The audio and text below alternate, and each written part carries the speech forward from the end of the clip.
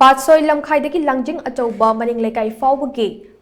manung National Highway number 37 da loishindana leiriba Culvert manga amadi Patsoi Part 1 K Nilo oil pump maningi sharuk phaobada leiba highway lambi ase lakliba Tang nipan phaobagi manungda shemgat shagatnaba amadi koilas thanabagi thabak paikhattrabadi mathang numit Tang humdoi National Highway number 37 ase Matam Kaktana Thingjinnaba warep loukhre Nongdon Lairambi Development Association at Thadorokpa Cherol Asina Hai warep ase ngasi nungtil pung ahum tabo matamda Patsoi Part 1 gi loop ahum Nongdon Lairambi Development Association Youth Welfare Club amadi Women Development Association gi apunba mifamna takiba warep ne lambi thingjinnbagi khongjang asida ana ayek electricity fire service amadi mahai masin tambaka mari leinaba thabak singdi konchiloi miyam gi lifeline oriba National Highway ase Patsoi lamsang amadi konthaujam AC gi MLA amadi VIP mayam ama fauduna chatlibani lambi koilas thadriba matek ama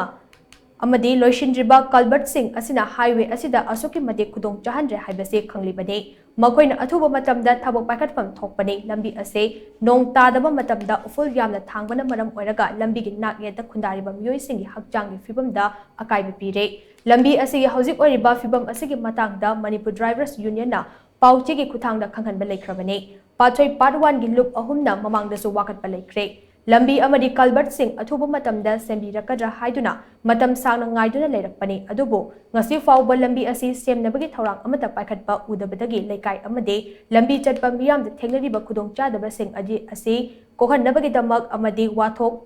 thokri makhai tabidaba authority singna tabinaba tangai fadana lambi thingbagi khongjang ase changsilapani haina su cherol asina palle